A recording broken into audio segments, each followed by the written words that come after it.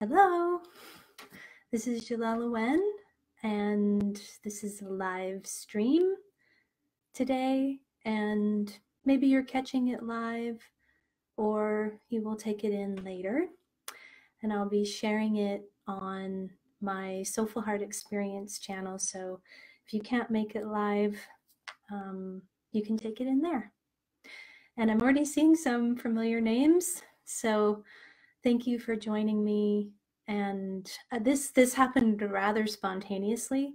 Sometimes I have an idea of a live stream and where I want to go with it and get some sense of it ahead of time, especially if it's connected to an event like a supermoon or an equinox or something like that. Then I have some idea that I'm going to be doing this. But this one really came out of a writing that I did yesterday about what's feeling like quite a rumbling energy, particularly in what I feel is not only the 3D consciousness, but also lower 4D, as I call it. So I will talk a bit more about what I mean by that, because there are so many different definitions out there that people offer about these different consciousness states. So just to sort of orient you to what I mean when I say that. And I also talk a lot more about 3D, 4D, and 5D in my 33-day video series, which is available on my YouTube channel. So going into that video series, you will get much more sense of the deeper and bigger paradigm here that we call SoulFullHeart, for which I'm coming from today. So I was inspired to do this live stream because I was writing yesterday about these lower 4D rumblings.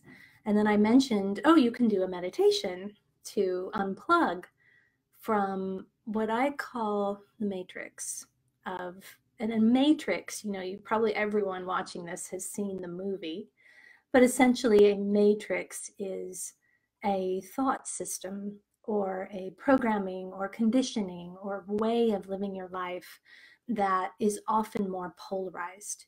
It can be control-based, fear-based, manipulated. Those are kind of the energies of a matrix, and it can feel to parts of us like we're not choosing that we are kind of entrapped in that until we aren't anymore. So there's almost a prison feeling about it. I feel like I watched The Matrix recently, which is interesting because I hadn't watched it in a few years. And I think I was guided to watch it because it really captures well this sense of being asleep and not being aware of how you're being influenced and the ways in which you're being programmed a certain way and in a certain way in order to keep you asleep. So the bigger context that I hold around that I've been offered by the divine, is that this is a soul's choice for a period of time or a phase to be asleep in this way in order to experience whatever this matrix, this prevailing worldview, if you will, this consensus consciousness is offering. And to really go into it, we have to be plugged into it. So this is probably the bigger piece I want to offer today. This is not a victim thing. This is not a, you have been entrapped, imprisoned, and now you're going to be freed.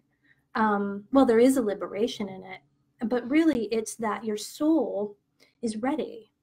It's ready to experience life that much more out of the matrix, to experience what life is when you're just relating from a soul consciousness without programming, without conditioning, without being told this is how you should respond.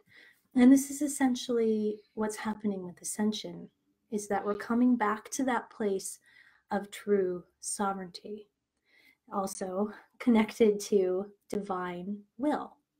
So our will, our personal will, moves more and more into alignment with divine surrender.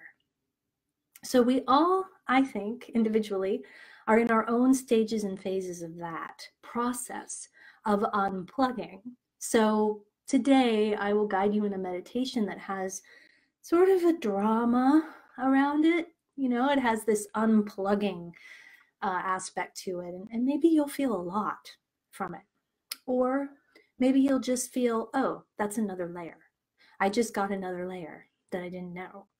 But I imagine that if you're watching this right now, you have probably unplugged to a significant degree from most of at least the third dimensional matrix, which is more of the mainstream consciousness. So I just want to say hello to everyone joining. I recognize some beloved names here, women I've been working with, women that have inspired this whole process, actually, through the work that I have done with them. So I really thank them for coming today. And those of you that maybe are totally new to me and what I offer, I also appreciate you going into the unknown here just to see where it will take you. I really welcome questions and comments. I'm kind of doing an introduction here, but if you have something specific that you want to say or offer about this process that I'm talking about, this unplugging process, please do share and I will respond to that. I will also be going into a guided meditation at some point, usually about a half an hour in is when I do that. And then I will also be responding to your sharings about your experience of this meditation. So what else do I want to say? I'm going to look at my writing from yesterday because it really sets up this whole thing that I'm talking about today. With the energies that came in March, there was a lot of activation. It was a equinox, there was a supermoon, there was a huge Gaia resonance increase. What else? What else was there, Kalina? There was a solar flare and a CME. So it's just a ton of energy coming in. And what I feel like that did is it loosened a lot of things and it woke us up to another degree. I believe collectively, not just individually, but individually, it really woke us up to whatever in our life we were still operating from a frequency of fear or lower vibration. So it kind of like shook, and that's why I use the word rumble. So it rumbled through all these energies that I feel, and I think many do, are actually very supportive to us, even as they can be very challenging on the emotional body level to actually let in and digest. They can also be challenging to let in on the chakral energetic level.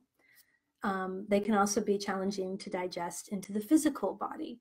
So all of this activation is a wake up to something. And I feel like this is what rumbles then in these 3D plugs of the matrix, but also in the lower 4D. So how I distinguish, and again, I'm open to any questions. I see a lot of hellos, so thank you for saying hello. But also, this is your opportunity to ask me questions, and I will respond in the moment to whatever you'd like to share. So I do invite you to do that, especially if you've been following me for a while. It's okay. I'm not going to bite. And maybe I can also offer something in a new perspective. But I'll just keep talking then for now. To go into what I feel is lower 4D differentiated from upper 4D. Lower 4D has more karma. It feels like it's a frequency with which our soul is really working out a lot of the soul themes. The good versus evil is not quite as polarized as it is in third dimensional consciousness, but there's still a lot being worked out there. There's still a lot of light versus dark. And one of the pieces I emphasized in my writing yesterday is that there's so many timelines for which we are connected, our soul is, to third dimensional consciousness and lower 4D as well. And this is what I call the meta soul. So it's not the oversoul. Most people have heard of that. That is actually higher. That is our soul groups, so to speak. The metasoul is our individuated soul source, for which all of these soul fragments of ours fractal out into all these timelines. So actually, when we feel a rumbling in a timeline, that is happening in the now. So I mentioned, let's see here, I'm looking at my writing to see what I want to mention about. This liberation from the matrix is happening on many timelines right now, such as Egyptian, ancient Greece and Roman, the Essenes and early Christianity, lower 4D Atlantis, so before Atlantis fell, Avalon, Camelot, and you may be dreaming of these timelines and finding yourself drawn to research them. But these are not in the ancient past, they're actually in the now. And that's the frequency that you're feeling there. And there's huge support from star beings in higher frequencies, and also support in a way from those transitioning star beings as well in different timelines too. So this is actually, let's see, I'll respond to a couple things here. I was going to keep going, but I saw I had some comments. John says lower 4D seems pretty rough, like it's where we face everything. Yeah, I think this also is the consciousness for which dark nights of the soul happen, but yet also this is the consciousness for which Kundalini awakenings happen. So I call this the bliss mess. That is my words for lower 4D. So you're in a mess of sorts as you're sorting this out, but you're also experiencing moments of bliss that you're getting more and more connected to your higher vibrational aspects as well. So there's more and more space inside to hold this lower 4D experience, especially if you are connecting with aspects of your soul that are in these lower 4D realities. It seems to make all the difference in the world, in the roughness experience, if you can actually connect to the aspect having the experience, but not make it yourself. So, example, not just a past life regression into a dark timeline, just drop in and drop out, but actually go in and get to know the aspects living in that timeline, connect with them, and what happens is this beautiful gift exchange. You become an ambassador. Some of the timelines really rumbling right now are Archon, Draco, these reptilian timelines that people have such energy about, often a lot of fear about. I don't feel that same fear because I've gotten to know my reptilian aspect, and she's very beloved to me, a few of them actually, and we were working together in a co-partnership.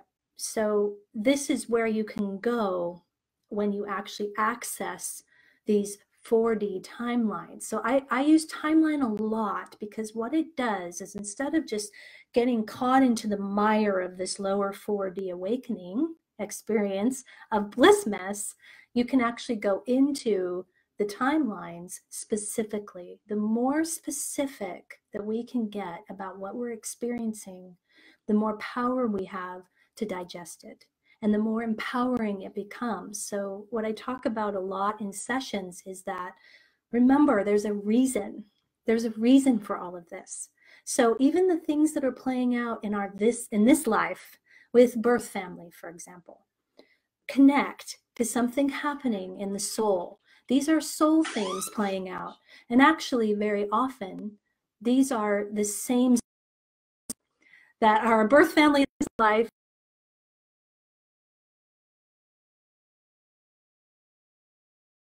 powered, and we start understanding a whole lot more about why these things are happening. So let's see, another question. How do we explain to the lower 4D to see this is happening to you so you will wake up? I'm not sure I understand that question. I think explain the lower 4D? The lower 4D, yeah, so that you can understand if you're in it, maybe. Or if you see somebody who's in it. Maybe that person can rephrase that question a little bit so that we can understand it. Zoraida, oh, Jelelle has a helpful book on bliss mess. Oh, thank you, Zoraida, for finding that.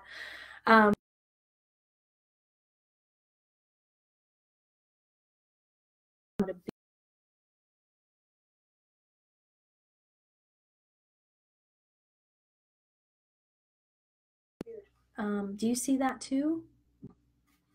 Yes. I just okay. It. Sorry, I'm watching the chat. Maybe are those guys on? Let me just. Okay. Anyway, I'll just keep going and hopefully you all can see me. Sarah says, I did feel that fear arising since December, and I did not think I could make it through. I felt like dying in February and March. Yeah. But April, I feel much better. There is one thing I would like to ask about thinking through. I feel that super active in my mind, sometimes overwhelming. I couldn't not handle my thought. How can I transcend the fear in this level? Thought of the mind is so often parts of us. They're aspects of us with their own thinking realities, their own feeling realities. So how we would relate with that through our Soulful Heart process is we would identify what part is that that's having those thoughts and why. So the part could be a this lifetime part that's going through transition. That dying feeling is often actually the 3D self that's literally dying to 3D consciousness. Talk about unplugging. I mean, that's the process that's going on there. And also, those thoughts can also relate to other timelines, other aspects from your soul that are actually experiencing some very intense reality sometimes. I have gone into timelines with people imprisoned, people hung, people. We don't do that right away. When we go into a timeline in a session, we meet that aspect when it's not in trauma. And then we get to know them, and then we get to digest the traumatic thing that happened to them, which you can also start changing these timelines too as you make that connection. So it's not so much about handling or transcending the fear as it is understanding and feeling which part of you is feeling it and why. So that's where we go in sessions.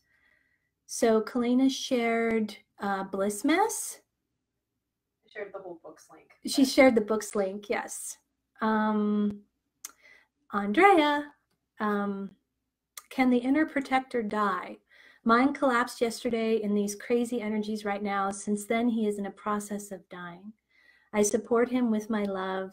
He is free to go, but I wonder if you know about this. Well, again, the process is really a continual death and rebirth, isn't it? You know, I wrote a card last week, a status update that was, you are death doula to the aspects of you that have been anchored to 3D and lower 4D. And you are also midwife to your higher aspects. So a part feeling like it's dying is it is literally letting go. We could say it's unplugging from its matrix that it has known in order to rebirth and arise into the new. So what happens with a protector, Andre and I have been working together in sessions for a few months now, the protector actually literally dies to its armored version, to its guarded version, and becomes more of this gatekeeper. And this is also in my video series, so you can meet your protector, you can meet your gatekeeper.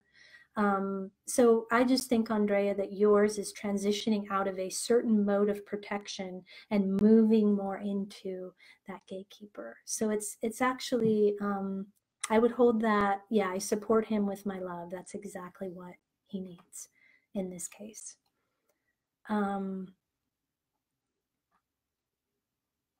So also, okay, people are trying to wake up but keep getting stuck, thinking they are victims, stuck in the dark night of the soul.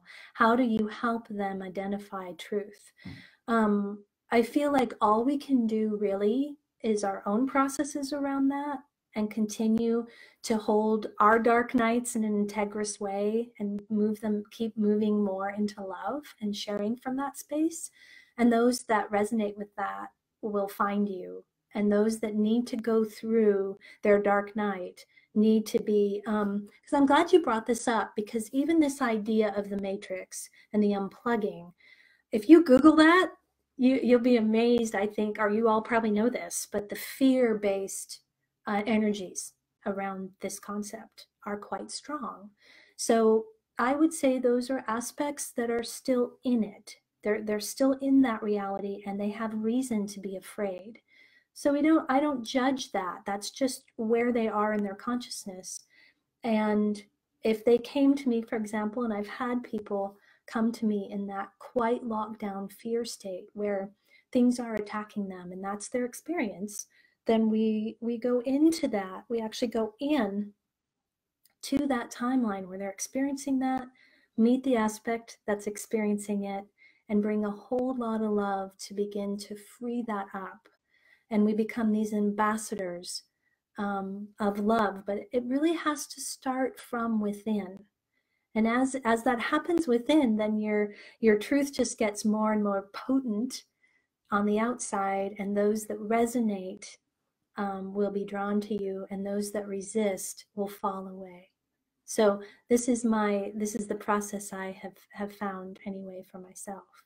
I do have, by the way, quite a bit of writing about lower 4D, and we already shared a link to my book too.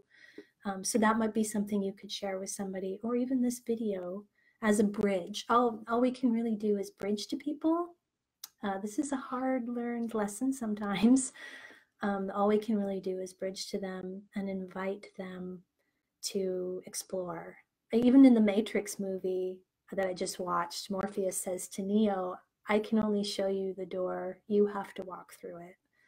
And that's really so true. And that's sometimes the hardest thing of all, is to let go and to trust that that soul will find their way as they're meant to. Amber, hello Amber. I've been going through my dark night of the soul, and I feel like parts of me that resonate in denser 3D energies have been dying. I have been fearful at times, but I also feel joyful and content as I'm coming home to my higher self. I hope it's okay to say that Amber's working with Kalena in the process. And yeah, that's exactly the denser 3D energies. If you can think of it in terms of energies, the parts encapsulate that, what we call some 3D parts usually, such as the protector, the punisher, the teenager, the inner child. As you connect to these aspects, there is a dying as they let go, and then they start transmuting. So that fear that they held on to for the inner teenager, for example, moves into creativity and passion and access. And the inner child moves from fear, sadness, hurt into more joy and magic and wonder.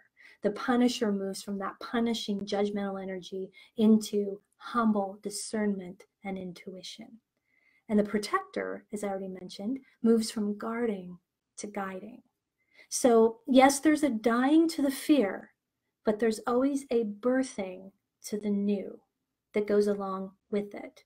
So it sounds like, Amber, you're becoming more connected to that process. And as you can trust that process, that the dying leads to the rebirth, that can mean everything in terms of the space that you can hold for your parts that are going through this process. So they're not alone anymore. It's that aloneness feeling that comes from what we call fusion to a part. There is no part. It just feels like you. And as you're in this swamp of energy, of fear, of anxiety, of depression, there's like no rescue there. You know, there's nothing bigger than that to hold the space. But as you get to know these parts and separate from them, then more and more of your 5D self, we can call it that, we can call it your divine self, we can call it your service of love self, more and more of it can come in to hold the space with these precious parts that are dying to their fear, actually is what they're dying to. So we want them to do that. We actually, even in terms of like suicidal feelings, very often that's a part that's ready to let go. So if we just allow it to let go, rather than being really resistant and scared of its suicidal feelings, very often that's also suicidal feelings connect to star family abandonment, to not feeling connected to our galactic roots and our star family. So that is another energy that has a lot of fear around it.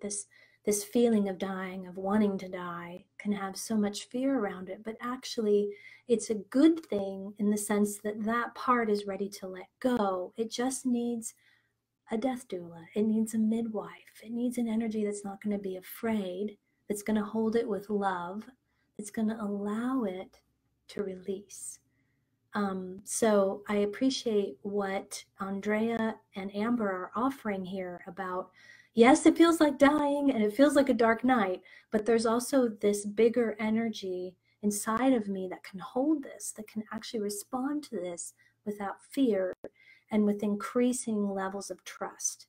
And I do experience that in this process. That's what we support you to feel in sessions. So that's something to, if you really feel like you're in the throes of quite a dark night, the way that a dark night shows up, I want to say often, is also in life change.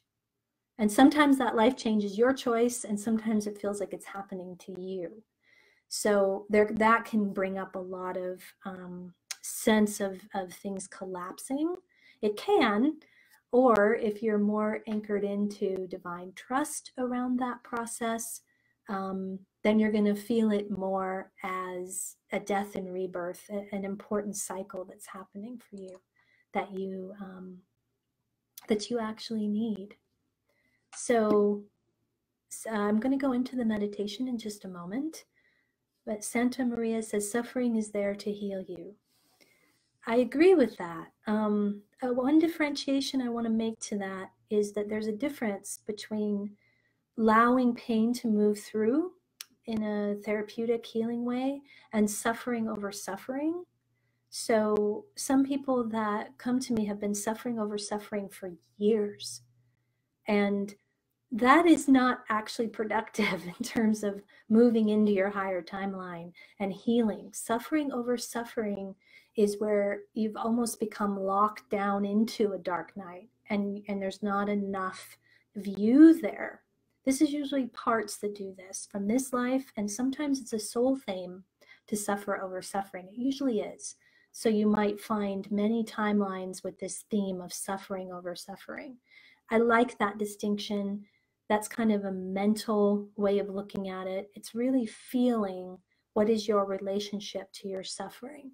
Is it ongoing? Is it looping? Is it moving, or is it not moving?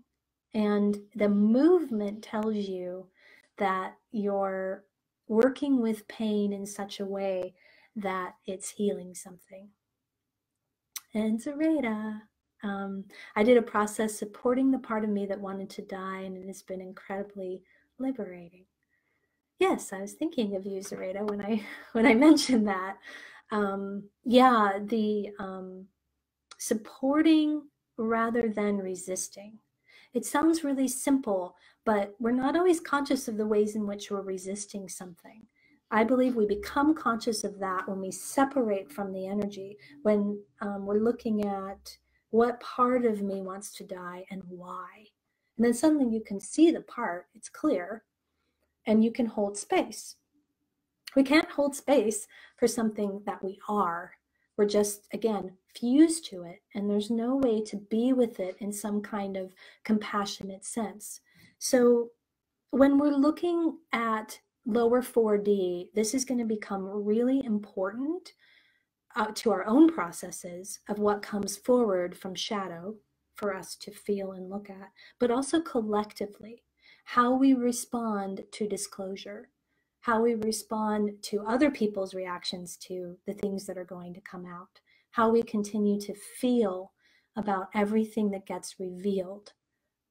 So I think this is why I'm being guided to do this particular meditation and talk about this right now. I think it's something we're going to be ongoingly talking about. And also, many souls are going to go through this feeling of dying as they are unplugged from the 3D matrix in a way. They're freed from it, but they also have to grapple with, oh my God, the whole way I thought the world was isn't. And all of you have gone through your own process around that, right? Your own awakening process around that. But I feel like I think we all feel how that's accelerating now. And we're being moved through that awakening process at a much quicker rate than we used to be.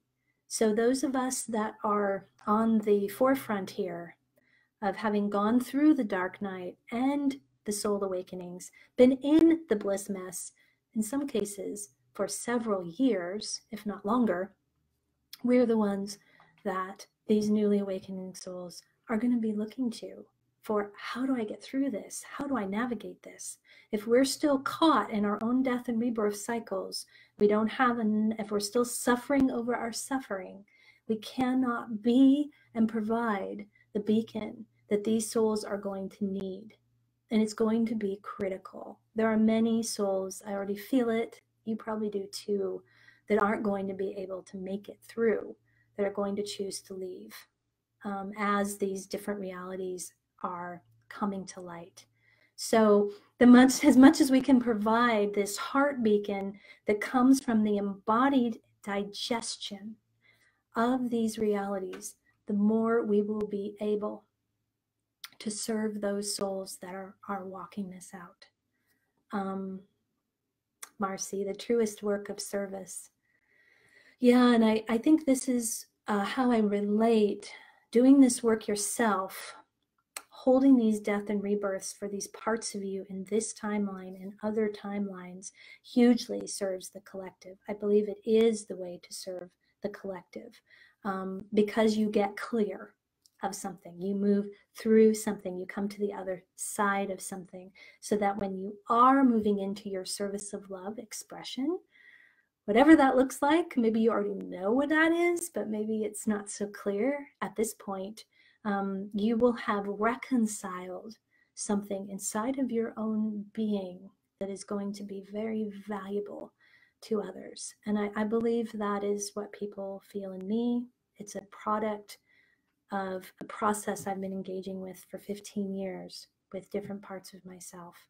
And there's an integrity in that process that is self-focused to clear yourself as a pure, we'll say as pure as a human can be, channel of love to offer others, where it really is about service, not about glory. It's about service, not about control. It's about service, not about ego gratification. So these are some of the differentiations I feel in this new way. So we will go into meditation now. And whatever you experience is, as I always say, is perfect, is meant to be. And I will stick around on the other side. If you want to share your experience of this meditation, I am happy to digest that with you. So go ahead and close your eyes.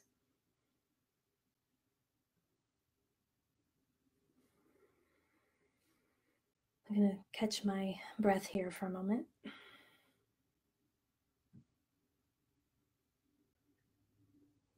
And you can catch yours.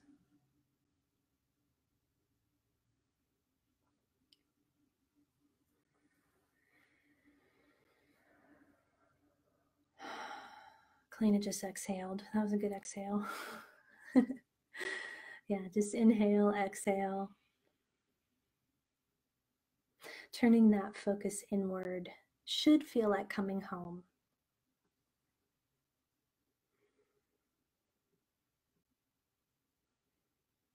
See yourself surrounded with beautiful, pure white light. We need that white light today. It supports us as we go into some of these, we could say, lower timelines.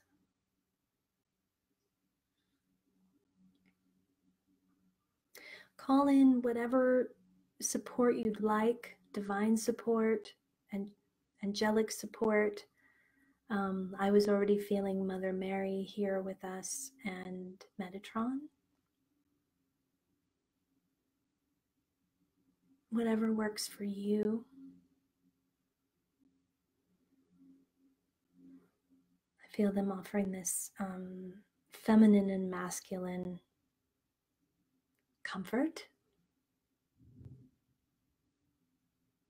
clarity, and protection. To whatever degree we might need that.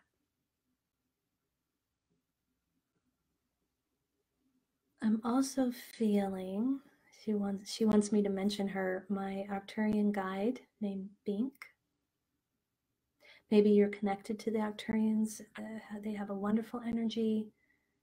They are really here to help us navigate this 3D, lower 4D timeline. So you may feel a star being as well, or maybe you see Bink.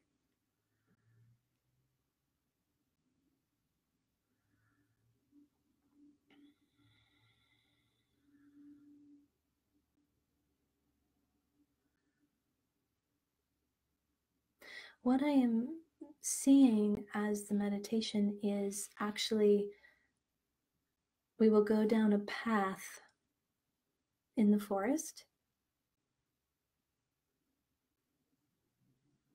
and in front of you is your castle.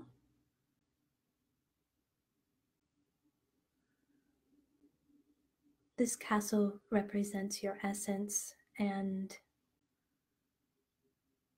you may see it right away.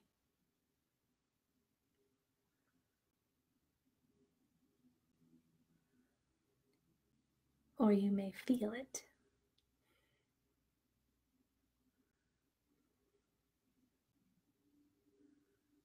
Just take it in for a moment.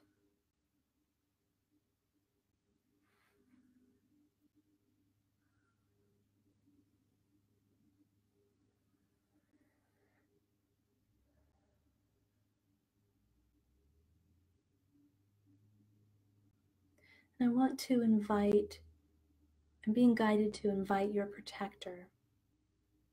This is your inner protector to come forward. They are the guard of this castle. Very often they are male, and they may have some kind of armor or weapon.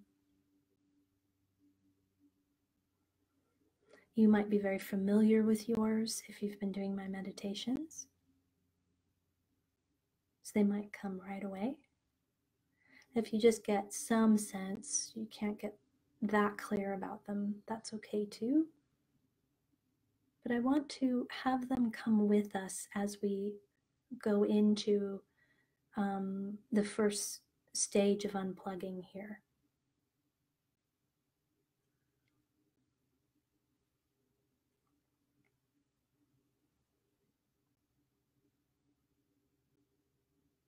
So we're going to invite our protectors to come with us as we move into, I'm just seeing a room. Actually, it's not in your castle, but it's a collective room. And inside of this room, there are many, many souls. They're sitting in front of computer screens, and they have a plug in the back of their head, similar to the Matrix movie, if you've seen that. This is what I've been shown before as representing the 3D, 4D matrix, one of the ways. So enter this room with your protector.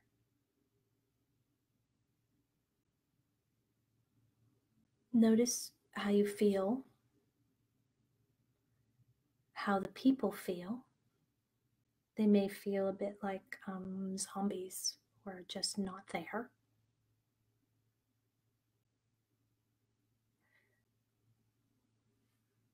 Begin to locate your, we could say, 3D self.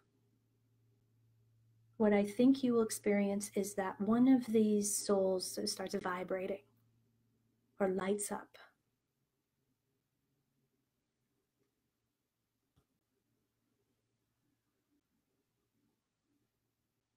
So move toward your 3D self. Again, it's okay if you don't see this, if you more feel it or hear it, or you're just enjoying my energy right now. It's fine. Souls will be at different places with this.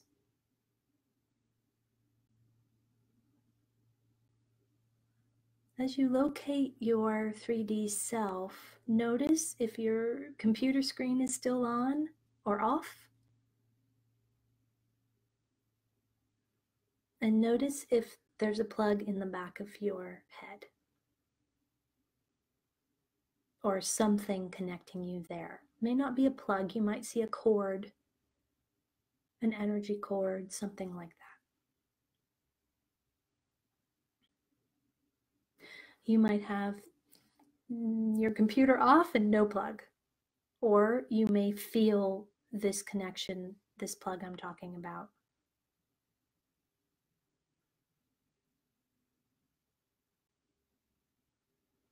We're going to surround this 3D self with a lot of white light. I see Bink, the Arcturian, doing some Arcturian codes.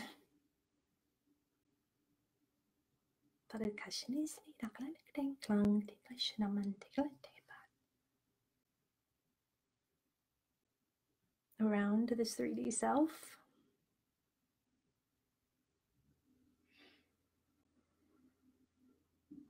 And if you feel guided, you can turn off the computer screen.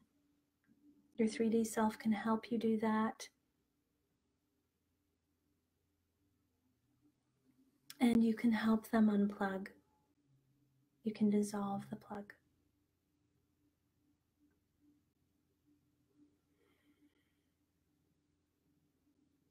How this often works is just dissolving it with white light and love energy.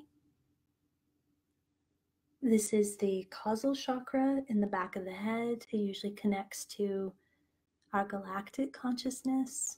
That's probably why Bink is here as an Arcturian, to help with this. You and your protector can remove that plug.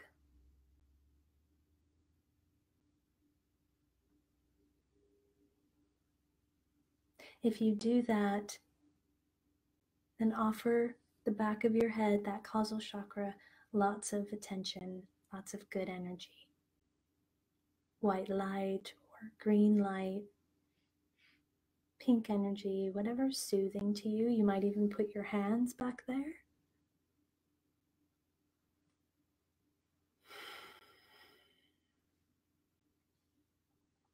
As this plug comes out, notice what it was attached to. You might get a very, like a relationship, a job, birth family.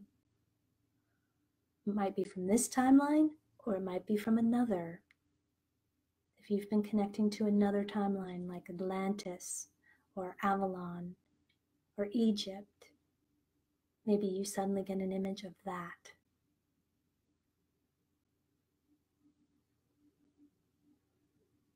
Just pay attention to whatever you receive as you do this. I believe there's layers of this, so even if you've done this kind of work before, I think you'll find something new. And we seem to be collectively more and more ready to do this.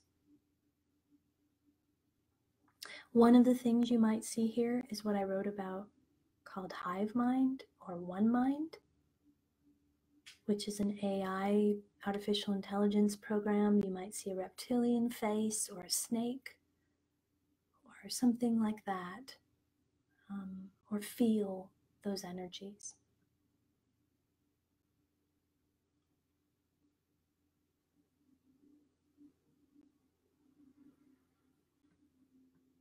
I feel Mary and Metatron offering lots of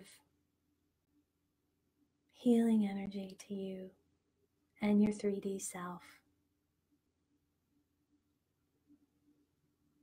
as you unplug another layer.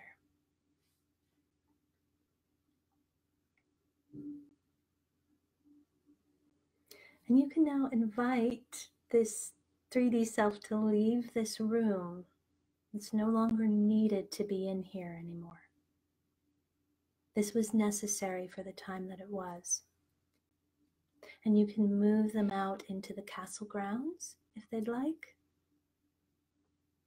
to get some air.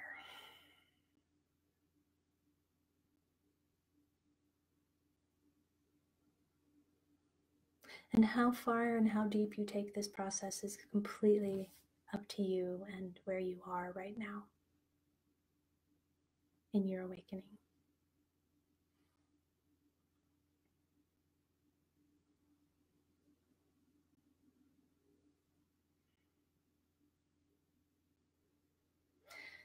There should be some sense, no matter how deep you're able to go, of liberation here and some more air to breathe. Something lighter, connected to infinite possibilities. You may decide you want to do this process many times, and each time connect to what you see and feel is being unplugged from. This isn't really a one-time movement here. This is a process.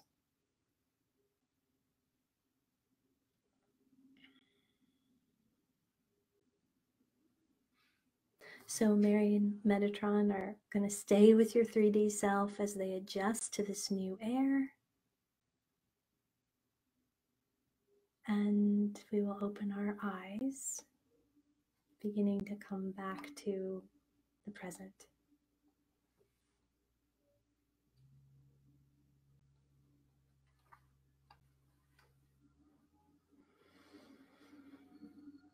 So you are welcome to share with me what you experienced during that meditation, whatever degree or depth you were able to experience. And again, it really depends on where you are in your process.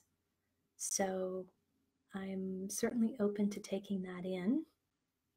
If you joined me late and need to go back and do the meditation and you share later, I will be happy to respond to you. What's interesting to me is this really feels like it's changing. When I did this process for myself a few years ago, I felt like the room and the energy in the room was much thicker, and I felt very alone in it. And today it feels much more collective, that this is happening on a collective process. And it's also happening with much more ease, like I was saying earlier. So the unplugging, the turning of the computer screen off, the unplugging from the causal, whatever metaphors you want to use around it or visualizations, it is becoming an easier process overall, with more ease to it and more support from the divine. So you're welcome to share with me your experience. Maybe you want to do that, Kalina, because you're sitting here. Did you have one? I did. Maybe write it. Okay, I'll write it. I'll see if I can summarize. Yeah, that's not easy, is it? No. I just want to answer to Nikki Pyle said a while ago, I have been stuck in my studies of literally becoming a certified end-of-life guide or death doula, and now I understand the pause at this time. That's very interesting, Nikki. And I do feel the literal being a death doula, I think, is a service, but also this more etheric, metaphysical, energetic death doula for self is also of huge service, and to others. That's part of the ambassador role. So Elna said, I feel like I have started unplugging from fear. I feel lightheaded and more alert. Good. yeah, whatever you experience in this meditation, I get very visual, because some people are very visual, but other people are very clairsentient. So it's very much about what they feel or don't feel. So that's it. That's important too, is just to note how you feel as you're moving into new energies, and how parts of you feel as well. So if anyone else would like to share about their experience, I'm very open to responding to that. Oh, Nikki says the headache I had at my causal chakra is gone. Well, that's good. The causal is one that's not mentioned in the 7 main ones. And I find that it's actually very critical. So it's what I call an ascension chakra. And it's interesting because Nefertiti and some of the, what I feel are actually hybrids, have very elongated skulls, right? And some people feel as we ascend that our skulls are going to get longer and longer like that again. As we literally hold more brain mass as well. So often head and neck pain is from this causal, but it's also from whatever plug is in there. It's a very standard place for which this seems to happen.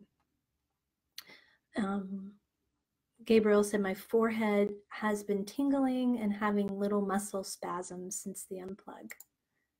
Yeah. That's interesting. The forehead, so that's more third eye is experiencing something from unplugging. Yeah. Kalina says, my Arcturian aspect Ona came with me. I saw everyone looking and feeling very much like zombies. My 3D self, as she is in the moment, lit up right away, so ready to keep unplugging. The plugs were very thin and wiry. The screen had blips on it, nothing too major or intense. I could feel what's left of the anchors wanting to shift deeper in her. I thought I felt Katie. I'm in the room with her, so yeah. I unplugged her gently with much love, and she so enjoyed being outside in the air. Felt like the air of Europe. Yes, where we're going soon. She felt the message from Mary and Metatron that whatever is still anchoring her cannot sustain in the new timeline. Yeah. Now, Kalina's done a lot of work with her 3D self, so she has a very intimate relationship with her. So this may be the first time you are kind of meeting your 3D self. So that can be an interesting experience as well. And you may have a really clear sense of it. So Sarah says, first of all, deeply appreciated from my heart to you, and thank you for sharing.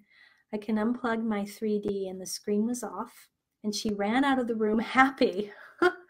Then I could feel my other self from Lemuria, still sad feeling there, and I could feel the pain within my body in a specific area about an accident 15 years ago. Wow, that's amazing.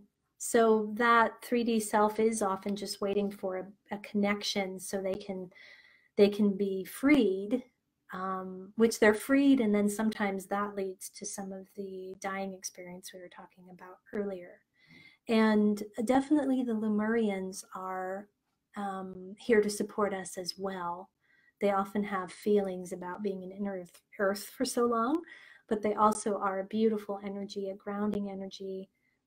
There's also a lot of star being energy to them, even though they've been based in Gaia on the surface or in inner Earth. There's still quite a galactic connection there as well. And it's interesting too, you mentioned about your accident 15 years ago. So there's quite a clearing of these kind of traumas that's happening as well, and can happen at even a more accelerated rate as you unplug. So Diana, thank you for the knowledge of that chakra. I'm grateful for you assisting in unplugging. Yes, you're welcome. And Sarah said, I feel my pineal gland going out since meditation started. Going out or vibrating, maybe? Yeah. And that's part of the unplugging as well, as we all know, the calcification of the pineal gland and the suppression of it is part of what's awakening now. Zoraida said, it shifted to my Orion Metasoul brother, so I helped him to gently unplug. Ah. Yeah, Orion is one of those timelines that's definitely activating right now. I can tell my throat chakra is getting a little tired, so I'm going to complete for now. I'll just finish with Kalina. My eyes became extremely itchy and irritated as I went into the meditation. Like eye exhaustion from staring too much at the screen. Yeah, I can see that. And of course, we stare at screens so much in our culture too. So that's why I think I was shown that computer that we're connected into, and many of us connecting into it for soul reasons now, not so much 3D reasons. So thank you for everyone who joined today. If you feel guided to do a one-on-one bridging session, I really recommend it. In that session, we can specifically connect to your protector usually. Whatever part comes up, we can look at some of the things you've been experiencing in your awakening process, the death and rebirth process. We can digest that with you. I work with women over 30. Kalina works with women, and Gabriel works with women and men. So you can see that's $55 US minimum donation for 90 very full minutes. And we can usually take you somewhere new. We take each other. It's very, very collaborative. I actually never know where sessions are going to go. And that's the beautiful thing about it to me. It's like endless, endless discovery. So I will respond to the other sharings later today. Thank you for everyone who joined me. And I hope this lightened something for you and illuminated something wonderful. I'll see you later.